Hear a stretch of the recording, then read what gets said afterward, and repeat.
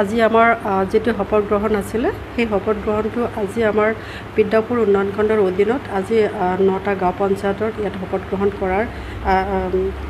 গ্ৰহণ কৰিব আৰু গাঁও পঞ্চায়ত কেইটা হৈছে প্ৰথমতে আমাৰ আছিলে চৌৰাগুৰিত আমাৰ একচুৱেলি টাইমটো আছিলে 10টা বজাৰ পৰা ইভিনিং 5টা বজালৈকে তো আমাৰ প্ৰথম ফাৰ্ষ্ট টাইমত পৰিছিলে 10টাৰ পৰা 12টা বজালৈকে আমাৰ পৰিছিলে চৌৰাগুৰি তাৰপিছত পৰিছে চৌৰাগুৰি ঢালিগাঁও আটুগাঁও বিদ্যাপুৰ কাকৰাগাঁও বঙাইগাঁও আৰু পৰিছে নয়ত বঠামাৰী চিপনচিলা আৰু কোপৰাগাঁও আজি আমাৰ এই 3টা পঞ্চায়ত হেৰি হৈছে আজি 3 তাৰিখে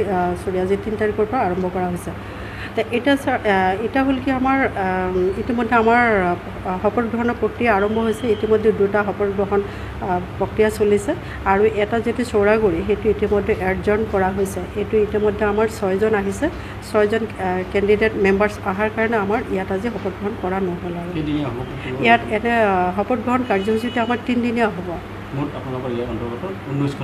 19খন গাঁও পঞ্চায়ত আছে 19খন গাঁও পঞ্চায়ত আমাৰ 3 দিন হ'ব আৰু নাই সেইখিনি এতিয়ালৈকে আমি একো গম পোৱা নাই আৰু আমাৰ ইয়াত তেনেকৈ অহাই নাই কোনো আমাৰ ইয়াত এটা 2টা পঞ্চায়ত আহিছে ইতিমধ্যে অলৰেডি সভাপতি মানে যেটো নিৰ্বাচন কৰিব সেইটো প্ৰক্ৰিয়া চলি আছে বাকী জিলা পৰিষদ আৰু আঞ্চলিক পঞ্চায়তসমূহ কেতিয়া হ'ব আঞ্চলিক পঞ্চায়ত আৰু আমাৰ যেটো জিলা পৰিষদ এতিয়ালৈকে সেইখিনি আমাৰ দিন ধাৰ্য কৰা হোৱা নাই